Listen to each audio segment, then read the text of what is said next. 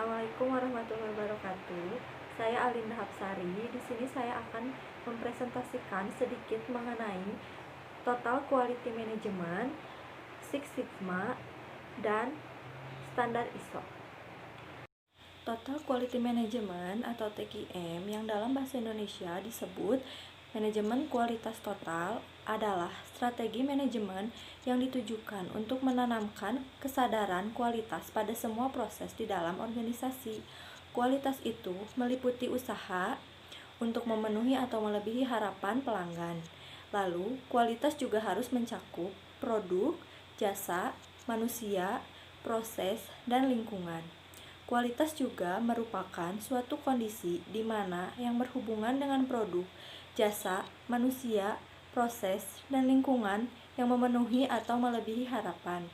Dari penelitian, Ahmad Hamid menyebutkan bahwa TQM atau Total Quality Management yang merupakan suatu pendekatan dalam menjalankan usaha untuk memaksimumkan daya saing institusi melalui perbaikan terus-menerus atas produk, jasa, manusia, proses, dan lingkungannya. Adapun unsur-unsur TQM merupakan model perbaikan mutu yang sifatnya terus-menerus.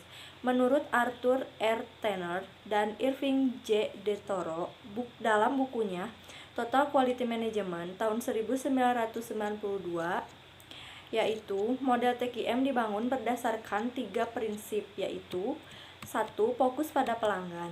Dalam filosofi TQM, konsumen memegang peranan penting, sehingga segala sesuatunya dimulai dan didasari oleh harapan konsumen. Mutu ditentukan oleh konsumen, bukan oleh manajemen perusahaan. Yang kedua, ada proses perbaikan. Konsep perbaikan terus-menerus dibentuk berdasarkan urutan langkah kegiatan terkait dalam menghasilkan suatu produk. Langkah ini sangat penting dilakukan untuk menghasilkan produk yang minim kesalahan serta agar kepuasan konsumen tercapai. Yang ketiga, ada keterlibatan secara menyeluruh. Keterlibatan semua bagian perusahaan sangat penting untuk diperhatikan, mulai dari pimpinan perusahaan yang dalam tugasnya untuk mencapai produk yang mempunyai keunggulan kompetitif di pasar yang dimasuki, karyawan yang diberi wewenang untuk memperbaiki output secara kerjasama dan luas dalam memecahkan masalah. Lalu memperbaiki proses dan memuaskan pelanggan. Peranan pemasok juga harus diperhatikan dalam memasok bahan baku yang berkualitas agar dapat memuaskan pelanggan. Selanjutnya, saya akan menjelaskan sedikit mengenai Six Sigma.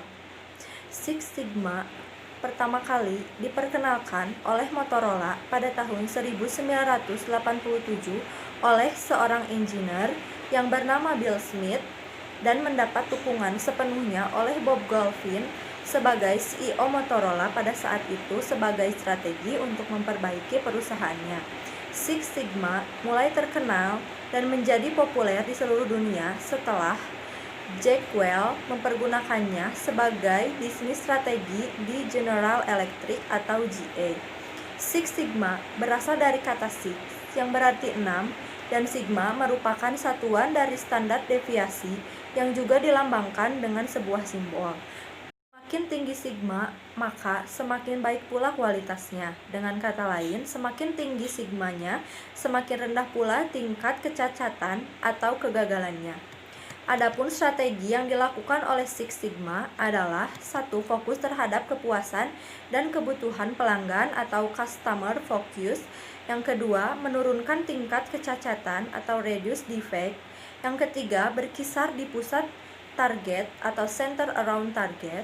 Dan yang keempat adalah menurunkan variasi atau reduce variation. Tingkatan posisi bagi orang dalam metodologi Six Sigma adalah 1. Champion atau sponsor. Yang kedua, Master Black Belt. Yang ketiga, Black Belt. Yang keempat, Green Belt. Yang kelima, Team Members atau anggota tim. Yang keenam, Process Owners atau pemilik orang yang mengerjakan proses. Lalu, pengetahuan statistik wajib dimiliki bagi orang yang menggunakan metodologi Six Sigma, terutama pada posisi Green Belt, Black Belt, dan Master Black Belt. Untuk mendapatkan sertifikasi Green Belt dan Master Black Belt, diperlukan pelatihan khusus dan diuji oleh badan penguji seperti ASQ Amerika Serikat dan SQI Singapura. Yang pertama adalah Define. Tahapan DMAIC yang pertama dalam Six Sigma adalah Define, yaitu tahapan untuk mendefinisikan dan menyeleksi permasalahan yang akan diselesaikan beserta biaya, manfaat, dan dampak terhadap pelanggan atau customer. Yang kedua, selanjutnya saya akan menjelaskan sedikit mengenai standar ISO atau International Organization for Standardization.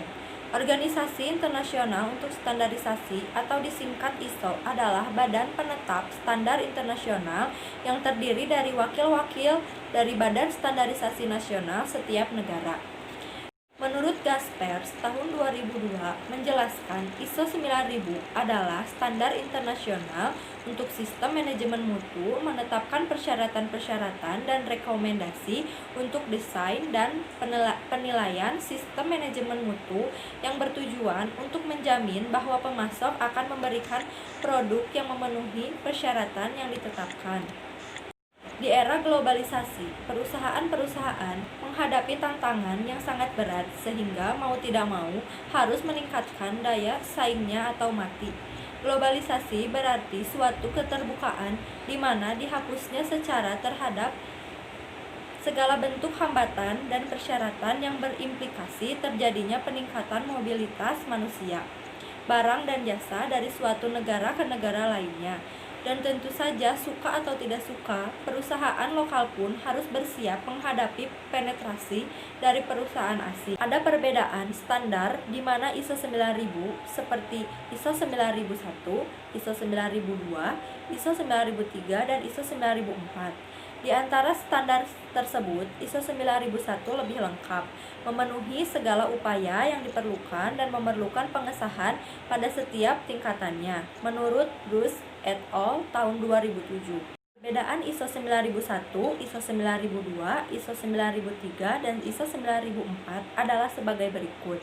ISO 9001 adalah model untuk penjaminan kualitas dalam organisasi menyangkut proses perancangan atau desain, pengembangan, produksi, instalasi atau perakitan, dan pelayanan. Standar ISO 9001 merupakan standar terlengkap dan dituntut untuk bisa mengaplikasikan dalam situasi kontraktual, digunakan oleh perusahaan yang merancang dan membuat produk sendiri.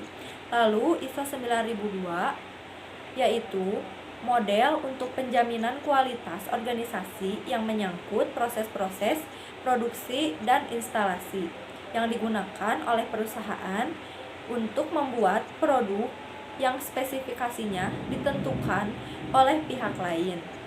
Yang ketiga, ada ISO 9003, adalah model untuk penjaminan kualitas dalam organisasi yang menyangkut proses inspeksi akhir dan pengujian kesesuaian produk dengan persyaratan yang ditetapkan. Seri ISO 9001, ISO 9002, dan ISO 9003 termasuk dalam kategori kontraktual, di mana perusahaan memerlukan bukti dan pengakuan dari pihak ketiga dalam bentuk sertifikasi yang dikeluarkan oleh badan sertifikasi. Oleh karena itu, dalam penerapan standar ini diperlukan lembaga-lembaga pendukung seperti konsultasi, lembaga sertifikasi, lembaga akreditasi, dan laboratorium penguji. Sedangkan ISO 9004 tidak dimasukkan untuk kepentingan kontrak, tetapi semata-mata untuk pengembangan manajemen mutu kualitas internal perusahaan menurut Suwardi tahun 2001.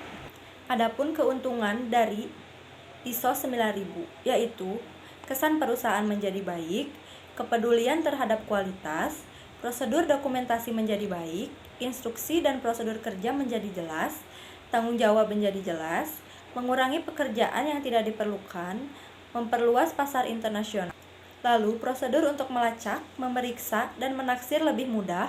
Lalu pelayanan kepada konsumen menjadi baik, mengurangi pemborosan dan lebih efisien, meningkatkan kepuasan pelanggan, dan menciptakan keunggulan daya saing yang lebih baik, lalu membantu melakukan perbaikan yang berkesinambungan, membantu pengingatan para staf, meningkatkan keuntungan, meningkatkan market share, dan menciptakan peluang ekspor.